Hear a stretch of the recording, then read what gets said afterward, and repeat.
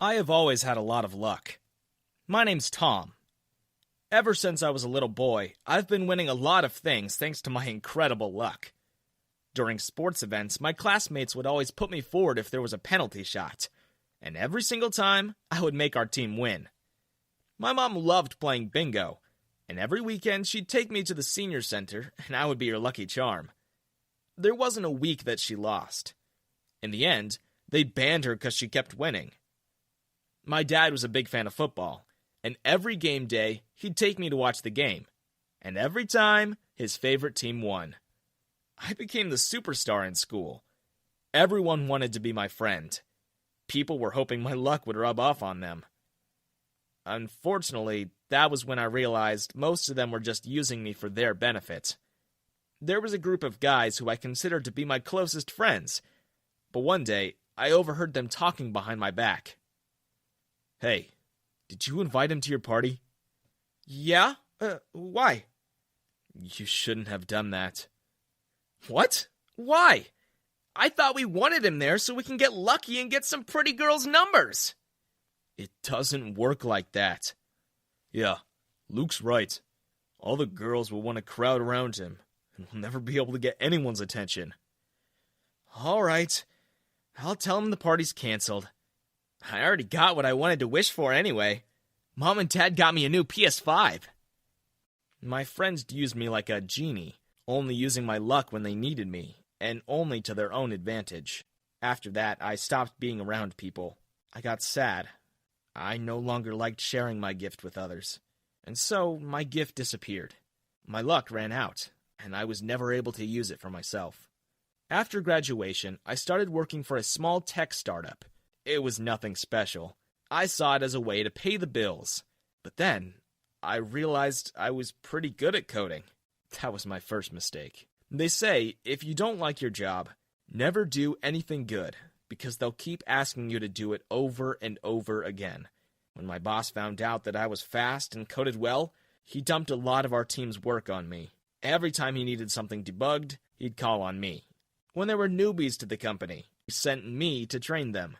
When servers broke down in the middle of the weekend, he'd make me leave my vacation and drive all the way to the office to fix it. Now, I wouldn't mind doing all that because I'm good at it. The problem is, he paid me way less than everyone else. There were even new employees who earned more than me. When I would ask for a raise, he would just ignore me and tell me there was no money. Yet, over and over, they kept hiring new people. That was when I decided I was done being used by other people. I did only what was expected of me.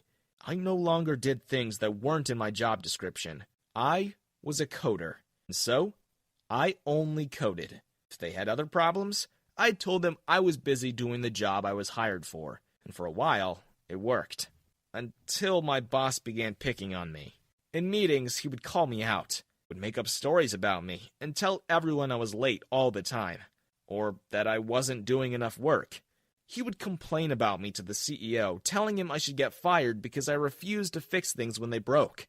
I replied that it wasn't in my job description to do so, and the CEO agreed. That was a small victory for me. Until one day, a massive deal came into play. Our company was about to land its biggest contract. It was worth billions, and everyone was excited. The problem was, it would take a whole lot of work. People would have to work a lot of overtime.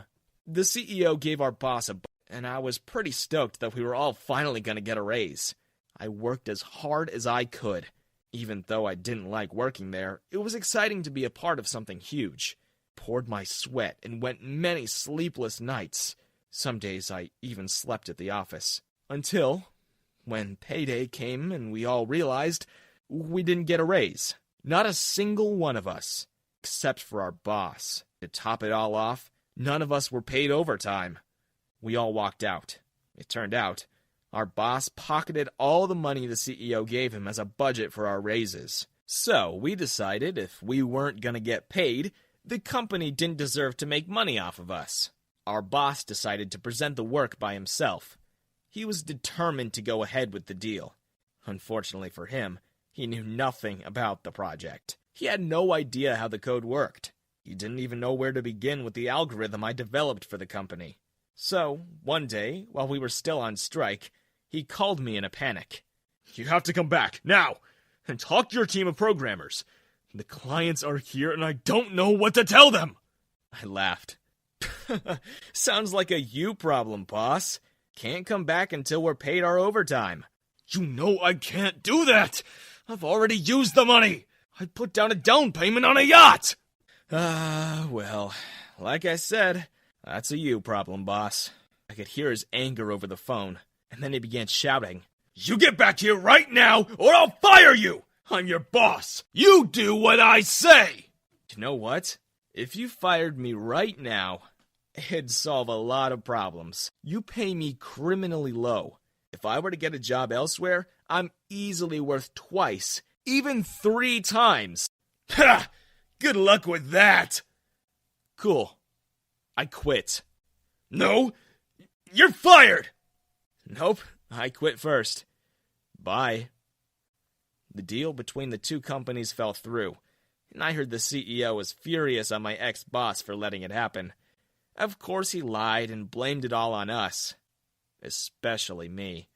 And then he did something I can never forgive. He used his network and connections to sabotage me. He called every company in the city and told them not to hire me. He made up stories, told them I was lazy and useless. Meanwhile, he was sitting on an algorithm that I created. But after a year of being jobless, I was starting to get depressed. I was also running out of money. So in a last-ditch effort to save myself, I went to a casino. I tried poker, blackjack, Russian roulette. I lost in all of them. Of course, the casino loved me. They always love people who lose. So they kept sending me waitresses and encouraging me to try my luck again. Throughout the night, there were at least 5 women around me. They had all been there to cheer me on. Some of them were just curious about the noisy guy who won't stop losing. I had one last token in my hand, and to end the night, I told myself I would give it one last shot, and in the morning, I would file for bankruptcy. I kept the ladies close to me. "Gather around, girls. You're gonna want to see this. Now, hold hands. You ladies are my lucky charms now. With you by my side, I'll win this." They cheered me on again, and in the moments I was truly thankful for them. There I was, on the brink of being penniless, and there were those 5 girls who still rooted for me. Okay. If you girls promise to cross your fingers for me, I promise. If I win the jackpot, I'll marry you all. They all giggled excitedly. I closed my eyes and pulled the lever. I heard the fast ticking of the machine. Then slowly the rows slowed and stopped one by one.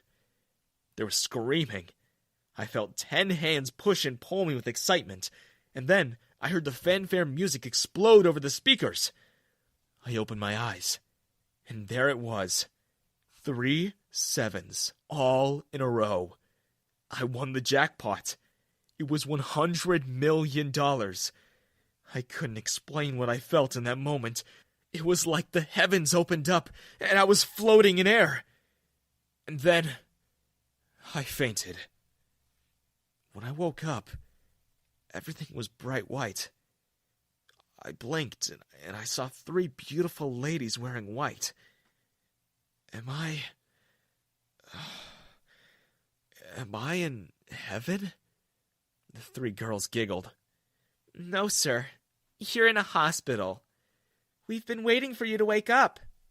We're not angels. We're nurses. But close enough. Well, if heaven were filled with nurses like you, I'd never go back to Earth. Just then, someone coughed by the end of my bed. Ahem! Already flirting, and we've only been married a month. If I knew you were going to be this much of a playboy, I wouldn't have married you. I looked down at the end of my bed and saw 5 girls with diamond rings on their fingers, and they were staring right at me. Louisa? Jackie? Emma, Rose, and Gwen? At least you still remember our names. But seriously, flirting right in front of your wives? My head swam. Wives? Married? What? Of course I remember your names. We were just at the casino last night. Wait. Ugh, the casino. Did I win? And then they explained everything to me. I did win that night. It wasn't a dream. But then I fainted and fell into a coma. I was gone for a month. But the girls still held me to my promise. And so while I was asleep, they married me. And now I had 5 wives. I couldn't believe my luck. First, I became a multi-millionaire. Then I got married to 5 amazingly beautiful girls. And now I had 3 angelic nurses caring for me. My luck was truly back. As soon as I got out of the hospital, I bought a mansion. And then I sued my old company. There was nowhere in my contract with them where it said they could own any algorithms I developed. And so, I took it all back. Without my work, the company plummeted, and I bought it for cheap. As soon as I became the CEO, I demoted my old boss to being the janitor, and now he sweeps the floors. I started my own company, and I'm happy to say we're now valued at over $1 billion. My wives and I live a life of luxury. And guess what? I married one of the nurses. Turned out she was my old boss's sister, and just to rub it in his face, I even sent him an invitation to the wedding.